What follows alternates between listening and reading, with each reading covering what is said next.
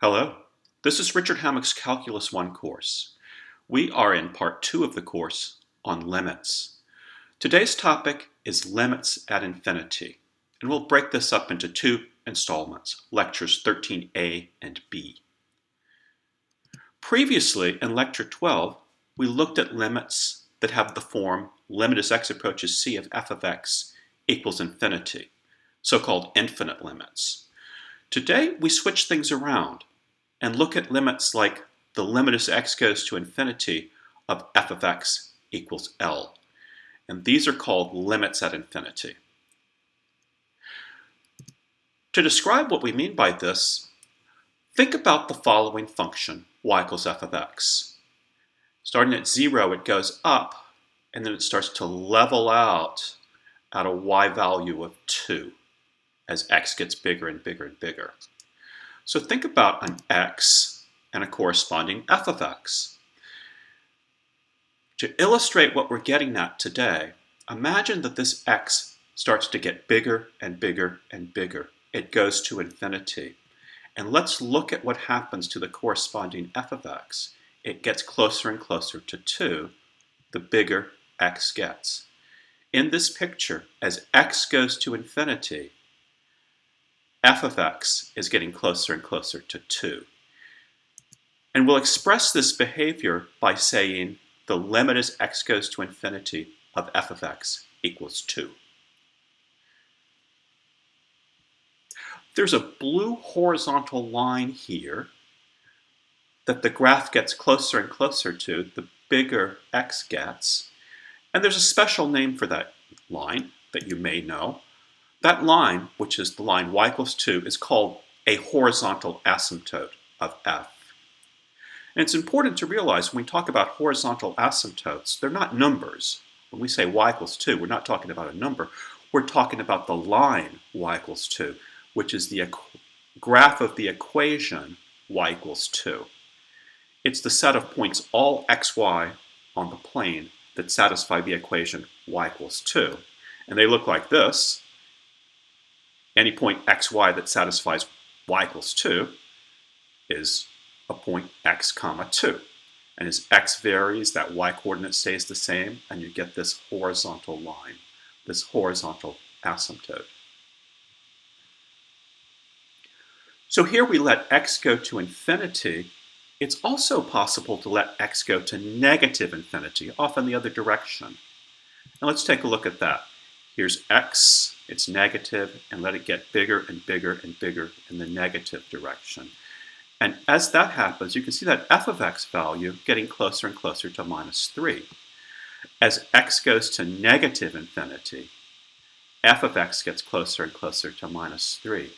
And we would express that as the limit as x goes to negative infinity of f of x equals minus 3. This horizontal blue line, that's the line y equals minus 3, we call that a horizontal asymptote of the function f of x, meaning that as x goes to, in this case, negative infinity, f of x is getting closer and closer to that y coordinate of minus 3. These two limits, limit as x goes to infinity or x goes to negative infinity, they are called limits at infinity. And that's what we're looking at today.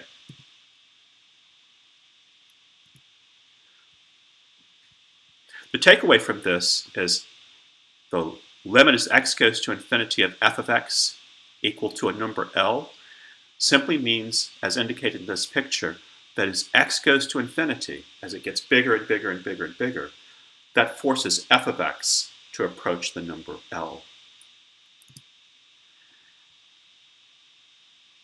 And the limit as x goes to negative infinity of f of x being equal to a number L simply means that as x gets bigger and bigger in the negative direction, going towards negative infinity, the corresponding f of x value gets closer and closer to L, as indicated in this picture with L equals minus 3.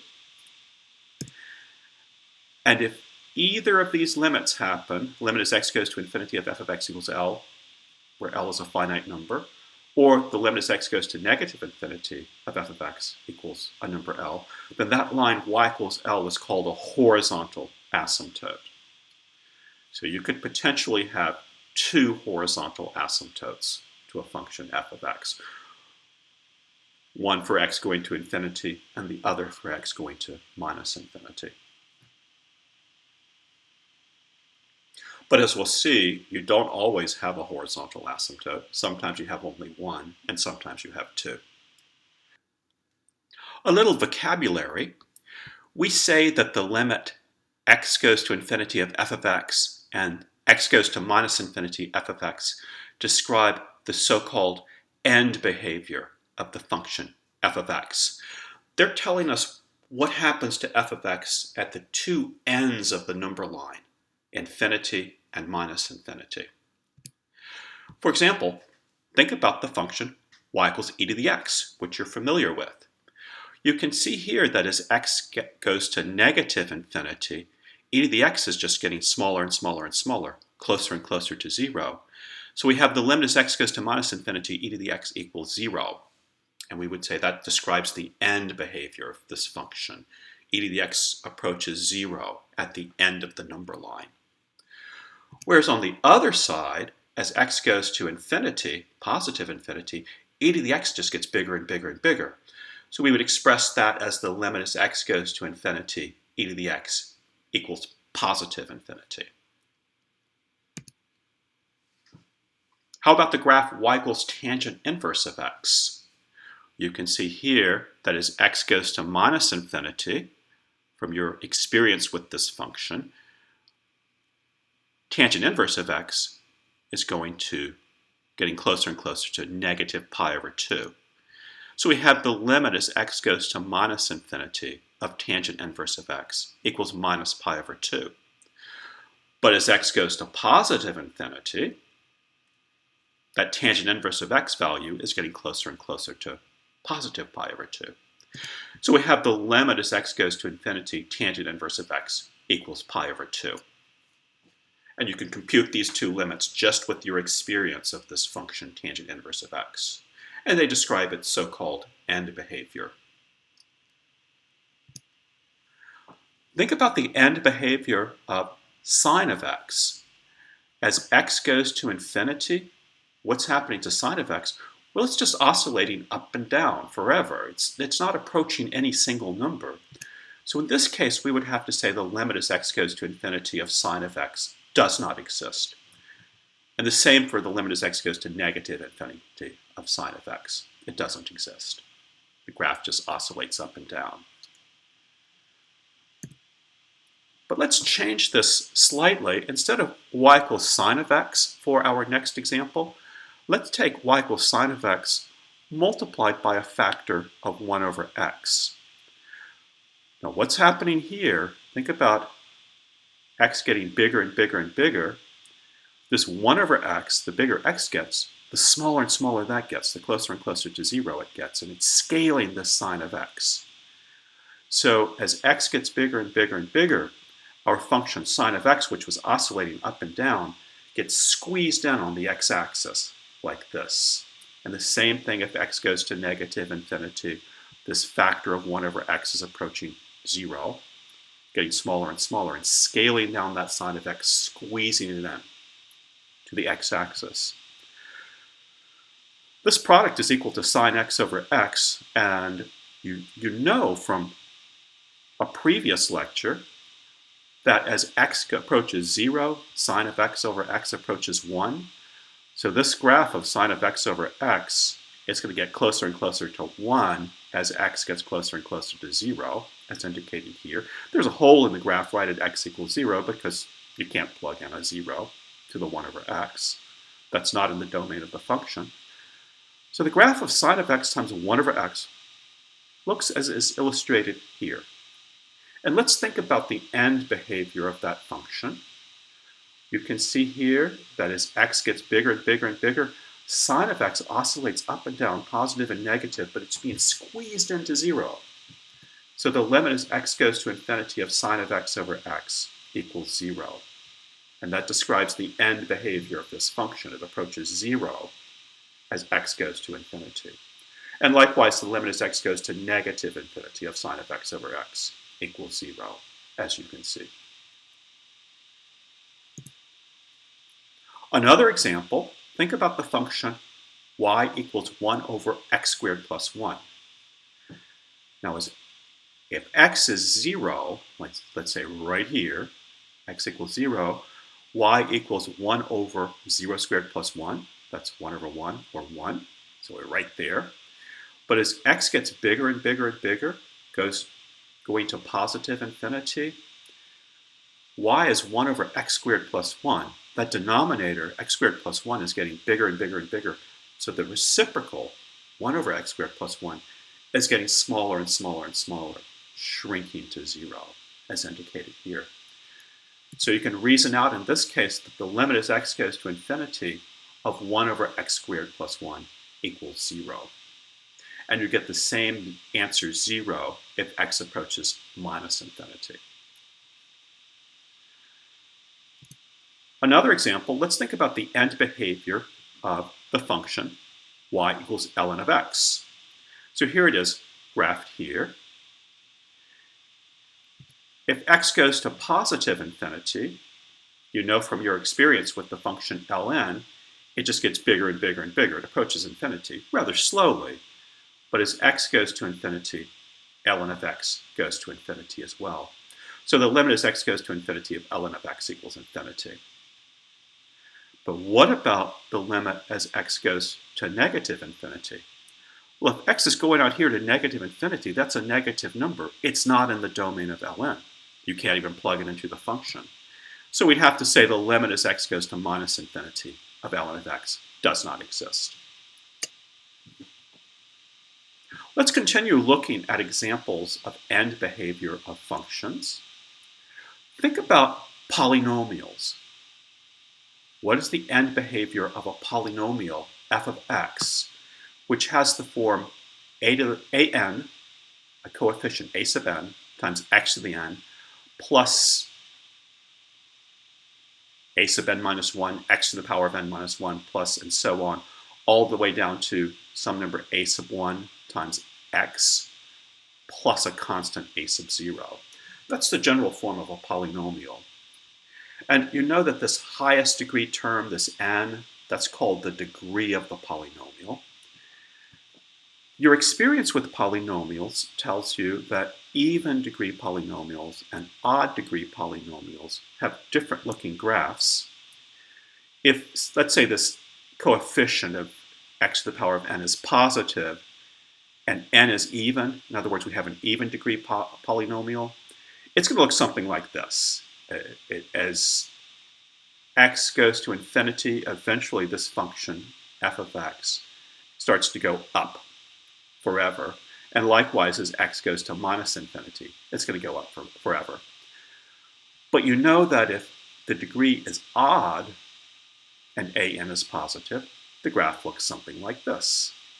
Whereas x goes to infinity, eventually f of x gets bigger and bigger and bigger, approaching positive infinity. But if x goes to negative infinity, eventually that graph starts going down. So what this means is that for even degree polynomials, if an is positive, the limit as x goes to infinity of that polynomial equals infinity. As x goes to infinity, we keep going up. And what about negative infinity? Same thing. The limit as x goes to negative infinity of f of x equals infinity. For odd degree polynomials with positive an, as we mentioned a second ago, the limit as x goes to infinity of that polynomial equals infinity. But as x goes to negative infinity, you get negative infinity. The limit as x goes to negative infinity of the polynomial equals negative infinity. Now, all of this changes if an, the coefficient of that x to the power of n term, is negative. And you know from your experience with polynomials that these pictures flip over. If a sub n is negative, an even degree polynomial is going to look like this, and an odd degree polynomial will look like that. The graphs are just upside down from what they were before. And in that case, for even degree, the limit as x goes to infinity of f of x equals negative infinity. And likewise, the limit as x goes to negative infinity of f of x also equals negative infinity. We're going down on either side. For odd degree, the limit as x goes to infinity of f of x equals negative infinity in this case. And the limit as x goes to negative infinity of f of x equals infinity. So this is something that you've probably seen before, maybe not phrased in terms of limits, but you can intuit this from your understanding of polynomials. And this is something that we have to think about from time to time as we work with limits. We're going to move on now to another topic. We just looked at the end behavior of polynomials. What about the end behavior of rational functions? We'll take this up now. It's an interesting topic, and the key to understanding it is the following fundamental facts, these two fundamental limits that I'll give you in just a second, that are really easy to understand. If you have the limit as x goes to infinity of 1 over x to the power of n, where n is a positive integer, that's equal to 0. It makes sense because as x goes to infinity, x to the power of n is getting bigger and bigger and bigger and bigger. So that reciprocal 1 over x to the power of n is shrinking to 0. And likewise, the limit as x goes to negative infinity of 1 over x to the power of n equals 0, is equal to 0 for the same reason. And you can look at the graph of y equals 1 over x to the n. For n odd, it looks like this. And you can see here that as x goes to infinity, 1 over x to the n is going to 0, and the same for x going to negative infinity. If n is even, you know the graph looks like this, so you get the same result visually. As x goes to negative infinity or positive infinity, 1 over x to the power of n goes to 0. So these two really easy facts that are so clear and obviously true, they are the key to determining the end behavior of any rational function. And we'll look at that next. End behavior of rational functions. Now remember, a rational function is a polynomial divided by a polynomial. So the problem is this. What if we have the limit at infinity of a rational function? The limit as x goes to infinity of f of x over g of x, where f and g are polynomials. How do we determine what this limit equals? Well, there's a trick to this that always works, and that is to find the highest power of x to the power of n, the highest power of x, in the denominator g of x. We're talking about the bottom here. And once you've identified that highest power, x to the n, you multiply by 1 in the form of 1 over x to the power of n divided by itself. So whatever x is, that quotient is equal to 1. And multiplying by 1 doesn't change the problem. But as we'll see in these examples, it simplifies things tremendously to the point at which the answer to the limit becomes transparent. For example, look at the limit as x goes to infinity of 5x cubed plus x over 2x cubed plus 7. That's a polynomial divided by a polynomial. So it's the limit at infinity of a rational function. The trick is to identify the highest power of x in the denominator. And you can see here that's x cubed in the denominator. That's the highest power of x. And we take this limit, according to our trick, and we're going to multiply it by 1 over that highest power divided by itself. 1 over x cubed divided by 1 over x cubed. That's just multiplying by 1, so it's not changing anything. But let's distribute the 1 over x cubed into the top and also into the bottom. Bringing the 1 over x cubed into the top, multiplied times the 5x cubed just gives you 5, and distributing it into the x gives you a 1 over x squared. So that numerator becomes 5 plus 1 over x squared. For the denominator, 1 over x cubed times 2x cubed is 2, and 1 over x cubed times the 7 is 7 over x cubed. So look at what the limit looks like now.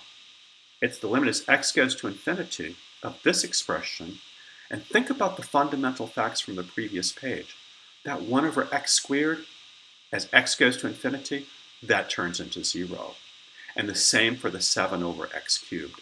Both of those terms turn into 0 as x gets bigger and bigger. You don't even have to remember those fundamental facts, just think about it. X is going to infinity, so the reciprocal 1 over x squared has to shrink to 0, and the same for this one. And this limit equals 5 plus 0 over 2 plus 0, which is 5 halves. So there we go. The answer is 5 halves using this trick. Let's look at another example. It's almost the same, except I've changed the problem very slightly. Rather than 5x cubed, it's 5x squared. Everything else is the same. The limit as x goes to infinity of 5x squared plus x over 2x cubed plus 7. Let's apply our trick. We look for the highest power of x in the denominator, and again, it's x cubed. So we take this limit and we multiply it by 1 in the form of 1 over x cubed divided by 1 over x cubed, just as we did before. And we distribute that into the top and the bottom, multiplying the 1 over x cubed into the top, distributing that in, gives us, 1 over x cubed times 5x squared would be 5 over x, and 1 over x cubed times x is 1 over x squared. But distributing into the bottom, the 1 over x cubed times the 2x cubed gives you a 2, and then times the 7 is a 7 over x cubed. So look at this limit. It's the limit as x goes to infinity of this fraction. The 5 over x, we know that approaches 0 as x goes to infinity. The same with the 1 over x squared. That's our fundamental fact from the other page. And likewise, as above, the same with the 7 over x cubed. Those three terms turn into 0. So this limit equals 0 plus 0 over 2 plus 0. And that's 0. So the limit as x goes to infinity of 5x squared plus x over 2x cubed plus 7 equals 0. Let's do another one. The limit as x goes to infinity of 5x cubed plus x over x squared plus 7. Let's look at the end behavior of this rational function. The trick is to look for the highest power of x in the denominator, and you can see it here, it's x squared.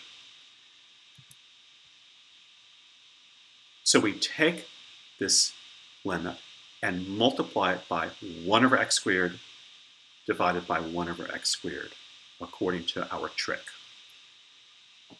And distribute those two fractions into the numerator and the denominator. Distributing the 1 over x squared into the numerator gives us 5x plus 1 over x, but taking it into the denominator would give us, 1 over x squared times 2x squared, that's 2, and then plus a 7 over x squared. So 2 plus 7 over x squared. Now let's think about this limit. X is going to infinity. So the 1 over x is approaching 0, and the 7 over x squared is approaching 0. So the denominator is turning into 2 plus 0. It's getting closer and closer to 2. The numerator is 5x plus a term that's getting closer and closer to 0. But look at that 5x on the top. X is going to infinity. So that 5x term is getting bigger and bigger and bigger and bigger and bigger, even though these reciprocals are getting smaller. So you're getting something that's like 5x, where x is getting bigger and bigger and bigger, divided by 2. Now, that's approaching infinity.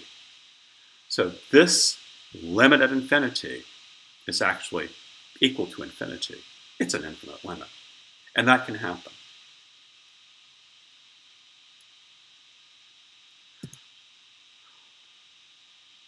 In all of these examples above, we've been using the limit as x goes to infinity, but you could do the same thing for x going to negative infinity. As you can see, it wouldn't change these answers. But this one is a little bit different. Let's look at the same problem, but take the limit as x goes to negative infinity of this same rational function that we had previously. Applying our trick, it's exactly the same. Everything distributes just as before, but you have to be a little bit careful with the interpretation here. Look what's going on in this case. X is going to negative infinity. So the denominator, that's 2 plus 7 over x squared. That's 7 over x squared is turning into 0. So that's the denominator is getting closer and closer to 2. And the 1 over x is turning into 0. But look at the 5x. That's getting bigger and bigger and bigger, but in the negative direction. It's negative. X is approaching minus infinity. So in this quotient, we have a numerator that's getting bigger and bigger and bigger in the negative direction, and the denominator is getting closer and closer to 2. So that quotient is approaching negative infinity.